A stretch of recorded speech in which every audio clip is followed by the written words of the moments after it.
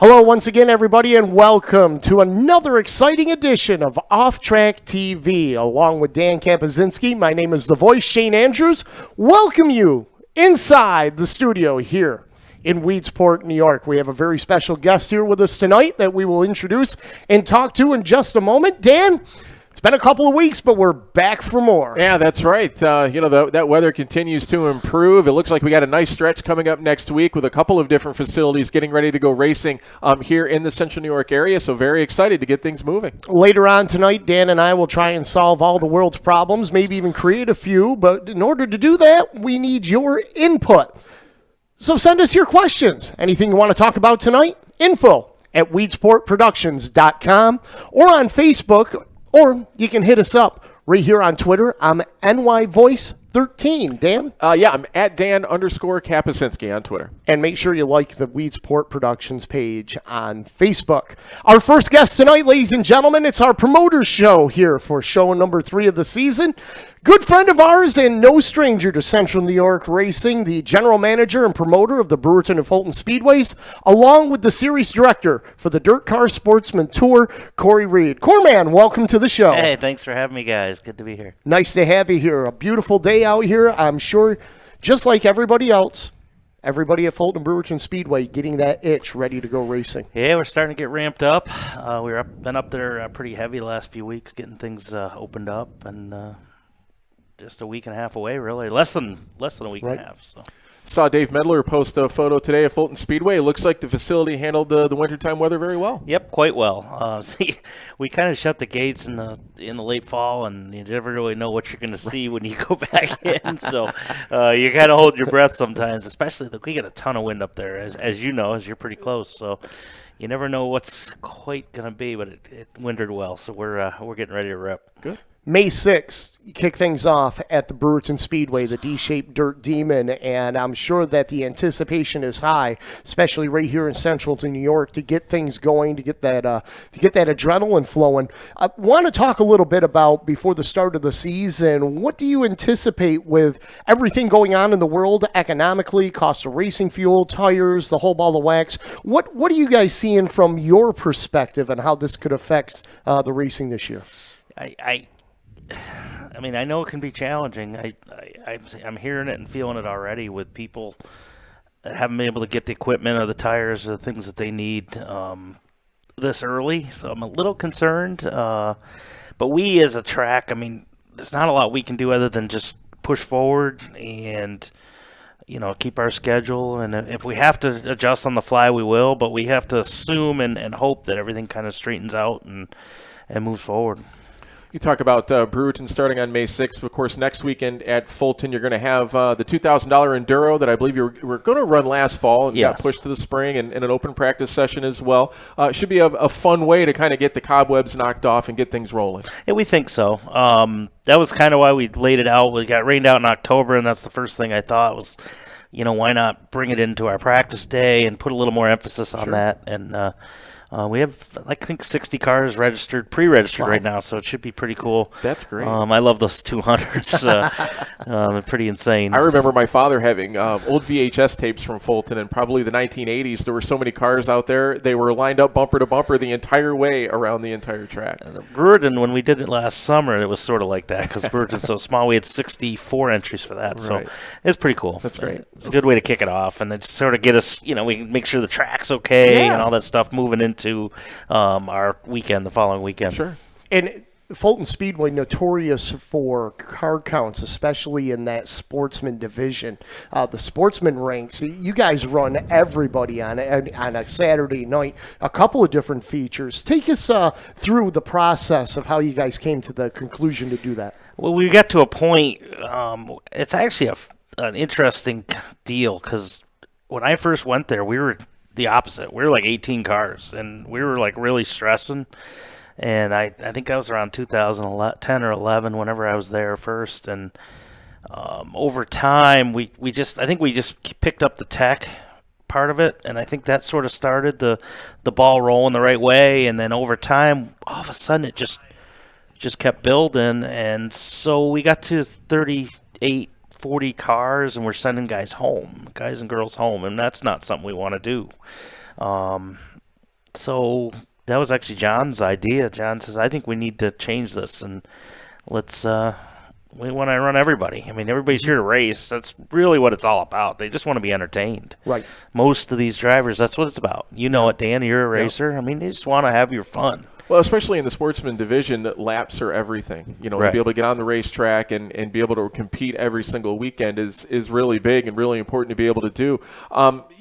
A division change at Fulton this year as well. Going to be going with the hobby stock class this year. Talk a little bit about that move. Yeah, that's interesting for us. We'd been working with the late model deal, and it'd been pretty good for quite a few years. And then it's just, I don't know, just kind of got on an island a little bit, and we just started going away, and a few less cars and a few less cars. And they put on a great show. I felt bad, but it just got to a point where we couldn't keep them going. And the one common thing we hear in Oswego County, Fulton, when are you bringing back full fenders? Right. When are you bringing back a street stock or, hobby, pure stocks, they always say. So that's been like 3-4 years and kind of in my mind. And actually what kind of did is when I went down and worked a little bit at Outlaw Speedway, and I'd forgotten just, full fender classes, just what a great show they put on. Right. And so I brought it back up here and said, we should do that.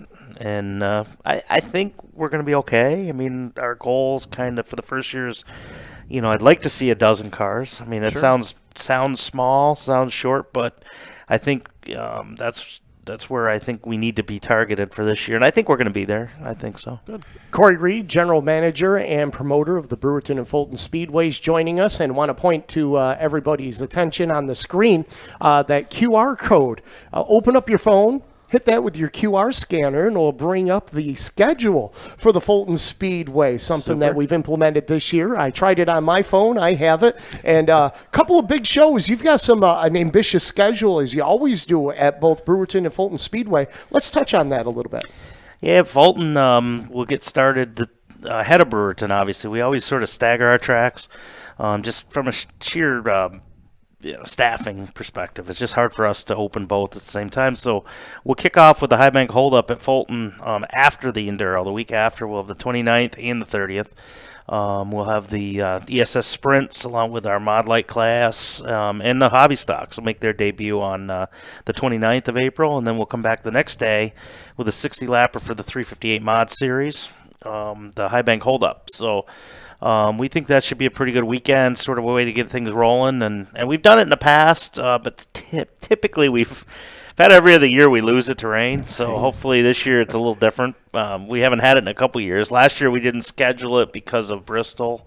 So we're going to get rolling there. And then Fulton will roll along, and we just have a mix of hardcore racing along with some what I call crash and burn shows. We have a lot of up there. We throw a lot of bells and whistles, demo derbies, and trailer races and boat races, along with really a full pit full of race cars. And of course, we'll end with the Outlaw 200 again, like we always do in October. So full deal there. Where Brewerton, we just are more just hardcore Friday night, big blocks mixed with small blocks. We do offer a small block bonus for our Dirt Legal small blocks to come in and join us, which we'll get 3 or 4 that'll do that. And then Sportsman, Mod Lights, and we have the 4-cylinders as well, pretty much every week, right straight through until Labor Day. So it's a pretty hardcore Friday-centric schedule there. You talk about hardcore, and when I think about that with some of the programs you run at Fulton is the efficiency that you do it. And it takes a hardcore approach from your team standpoint to be able to get that done. And I got to give you guys kudos on how you run those shows. I bring a 2-, 3-, and 4-year-old boy to the races on Saturday nights as much as I can when I'm not racing myself. We're in and out, and the sheer number of cars that you have in that pit area to run a program like you do, that says a lot, and it's not easy to do. Well, there's a bunch of factors. First of all, Harvey Fink, of course, the patriarch of Fulton and Brewerton. I mean, that was something he was very serious about, so we were dealing with him. So there was no screwing around with Harvey.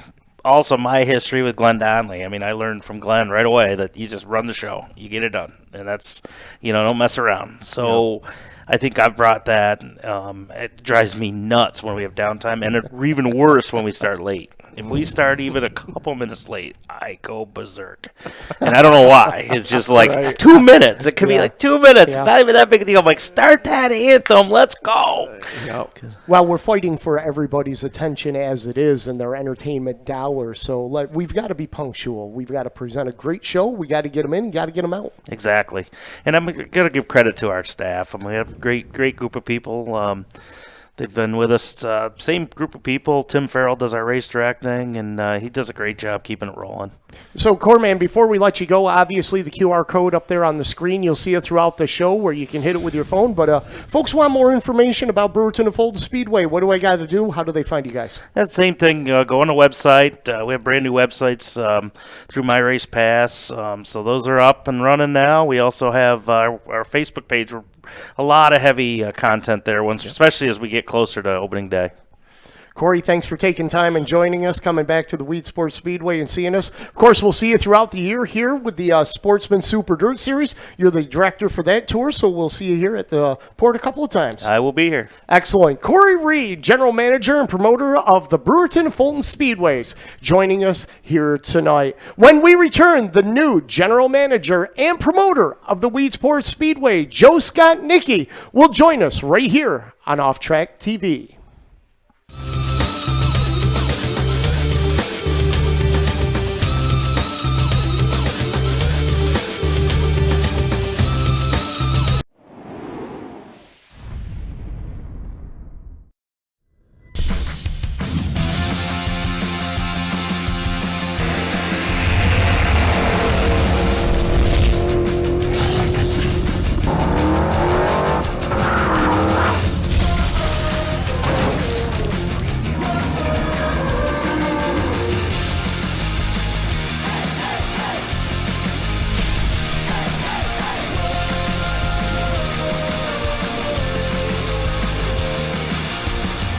Weedsport Productions is the live video production company that you need at your next event. Our mobile production truck is outfitted with the most advanced broadcast equipment in the industry. Weedsport Productions covers racing, live sporting events, corporate events, and concerts. We can broadcast your event live, stream it to the internet, or produce an exciting in-venue experience for your audience. Visit weedsportproductions.com now to learn more.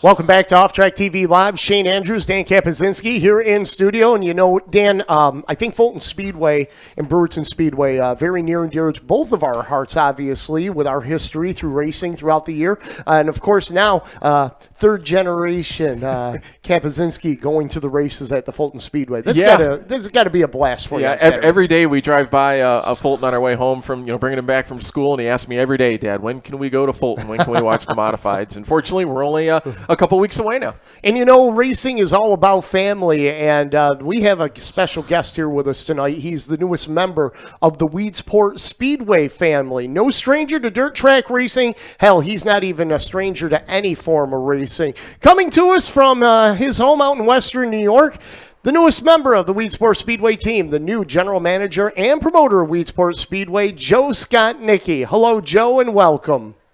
Hey guys, thanks for having me on, and wonderful introduction, Shane. Hey, Joe, we go way back. There's many things that I could say and talk about with you. We could spend hours just on this show alone talking about stuff. But before we get into this, let's give everybody a quick background, if you would, please. You're no stranger to dirt track racing, obviously former Super Dirt Series competition director and head of Northeast. But your roots in racing go way back and even are planted in the NASCAR days. Tell us a little bit about that. Yeah, it does go way back. Services contract from Sunoco back in the early 90s, and it grew from there to NASCAR, and I spent a few years in Florida, more than a few years, moved back home, and here we are. Got to spend some great years with you guys on the Super, doing World Finals and Super Dirt Week and the Moody Mile with you, Shane, and that was those were some great times. And Jimmy picked up the phone in December and gave a phone call, and 3 months later, we were able to agree and put something together here. So we're just excited to get going. Well, Joe, I was just going to ask you, talk a little bit about the process of how this came about. You've got a lot going on already, so it must have been quite a nod to get that call to come here and be a part of Weedsport Speedway.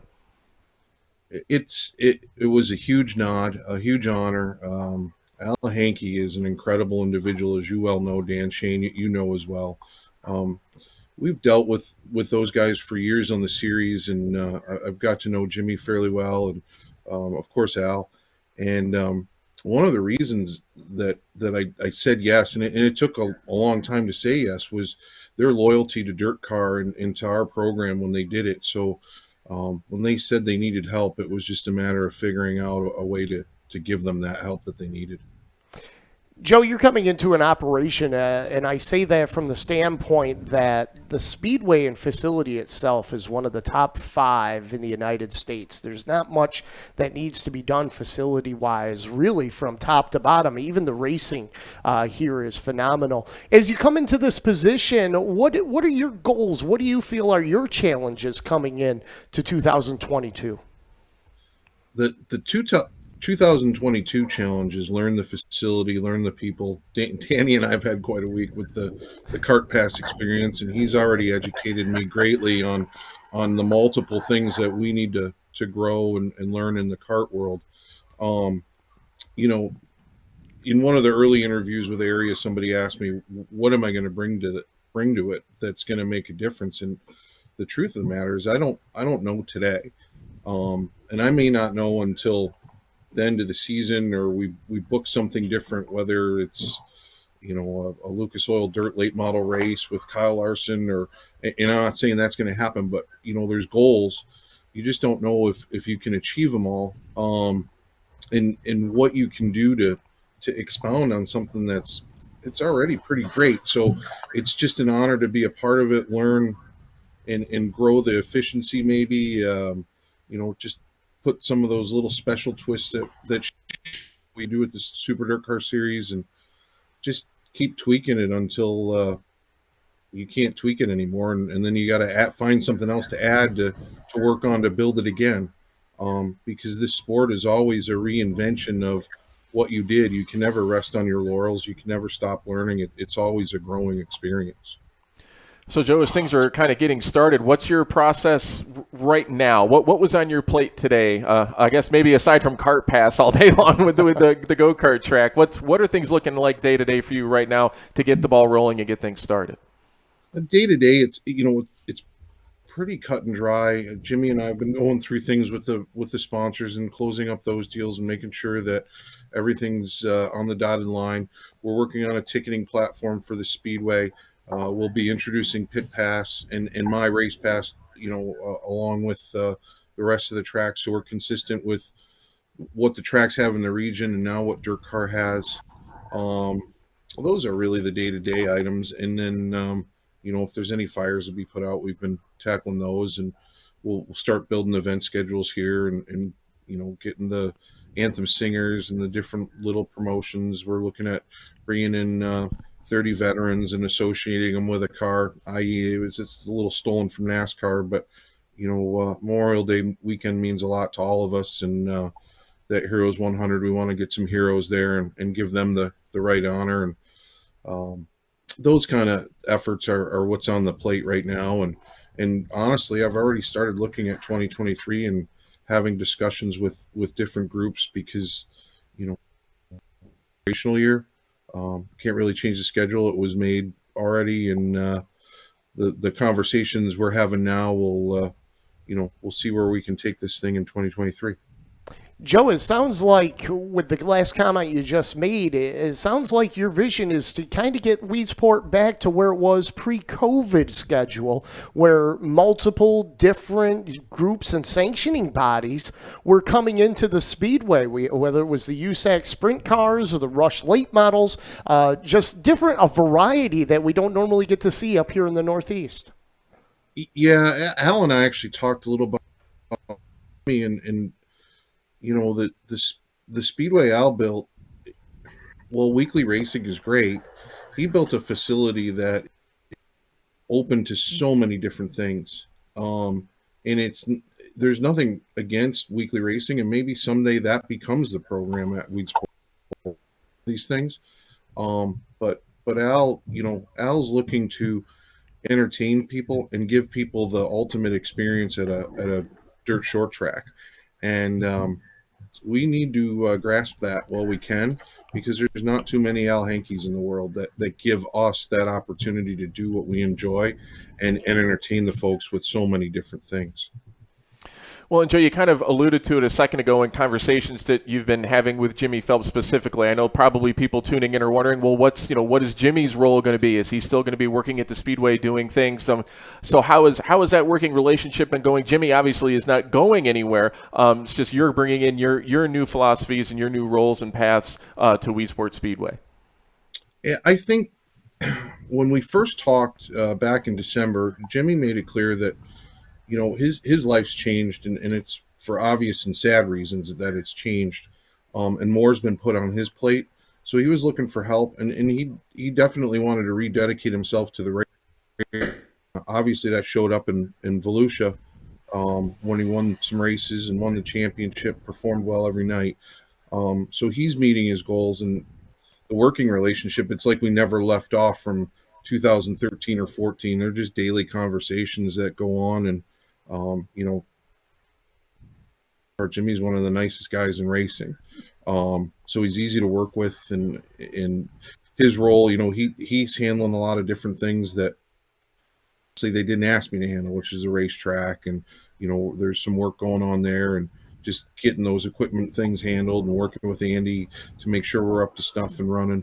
So I've been brought in to take some of the things off Jimmy's plate that, quite honestly, Jimmy just didn't have the time to do. So, and take them to a different level, and that's what we're going to work on from here on out. Well, a great addition to have Joe on the Weedsport Speedway staff. I've had the pleasure of working with Joe in the past on many different occasions, and I know what Joe brings to the table, and I can tell everybody out there, if Weedsport Speedway is in great hands with Joe, Jimmy, Al, Betsy, and everybody. Joe, can't wait to work with you this year. I'm looking forward to it.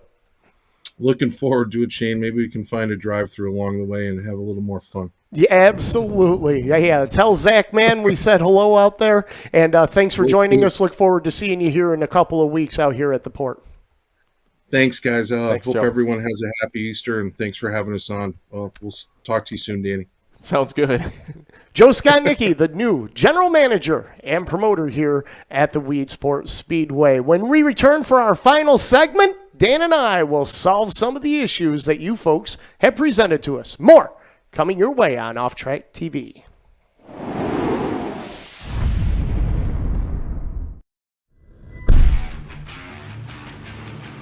Weedsport Speedway is home of the fastest cars and biggest stars. With over $1 million in recent upgrades, our fans know this is the premier race destination in the Northeast. The fan experience is at the forefront of everything we do. LED light shows, luxury suites, premium stadium seating, and a 27-foot HD video display to engage and entertain fans. And by the way, our fans? Yeah, our fans kick ass. They are committed and loyal. They bring their families to races. They consistently engage with us over social media, on our website, and tune into our incredible productions airing on national TV and streaming online. This year features an exciting season of events. It's a blast to go fast. Want to talk to a growing audience and next-generation fans? Customized sponsorship opportunities make it super easy. We have event sponsorships, product sponsorships, digital billboards, web, social, digital ads, race day displays and signage, booths and promotions. Video opportunities both in venue, on national TV, and streaming online. The drivers, the excitement, the speed. The Port Burgers are why fans show up. At Weedsport Speedway, our venue and production are the reason they keep coming back. Be a part of the best season yet.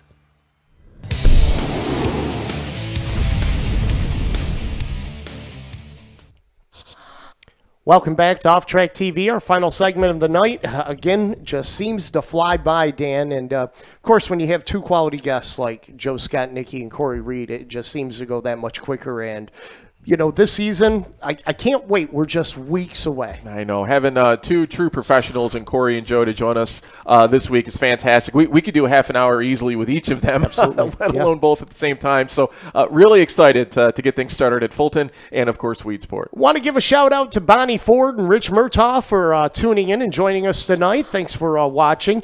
And, Dan, it's that portion where we get to solve some of the world's problems, maybe even create a few. Sounds you ready? good.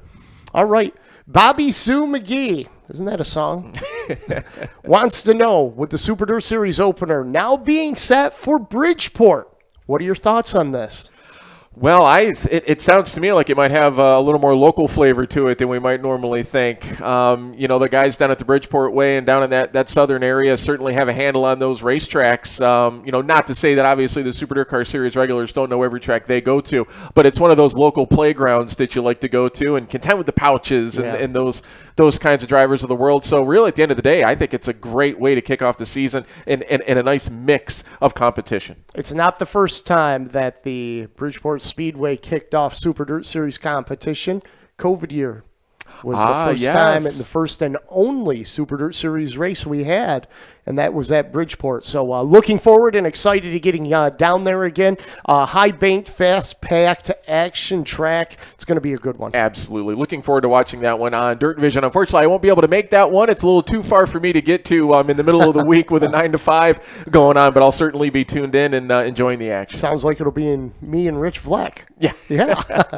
Devilish Dave 369 asks, where can I get more information on the races next weekend at the Kartway? Oh, yeah. Well, we've got a lot of that going on, actually. The Weedsport Kartway Facebook page is probably the easiest way, but there is a Kartway tab on the WeedsportSpeedway.com webpage as well. A lot of racing going to be going on here next weekend at the Kartway, the Spring Meltdown, the first time we've ever run a race in the month of April. Going to be 2 days of action on Saturday and Sunday next weekend, 10 divisions each day, and it'll culminate on Sunday with a big $2,000 to win Pro Clone 360 event. The racetrack, I posted a picture on my social media tonight, is in absolutely fantastic shape.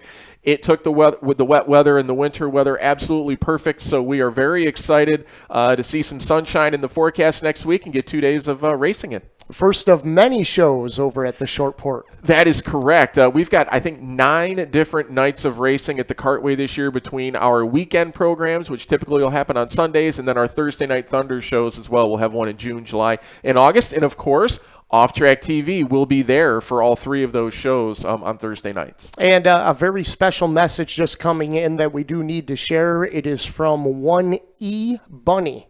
I'm thinking that must be Easter Bunny. Wishing everybody a happy Easter. Absolutely. Yes. So, Dan, happy Easter to you and you your too, family. Shane, everybody at home. Yes, and everybody watching, thank you for joining us. That wraps it up for another edition here of Off Track TV. Our next show is Thursday, May 12th, 8 p.m., Facebook Live. We look forward to seeing you right here. For the guys behind the scenes, Brett Moses, Art Rourke, and Don Boshin, thank you very much for joining us. For Danny K, my name is The Voice, Shane Andrews, saying thank you for joining us, and we'll see you next time on Off Track TV.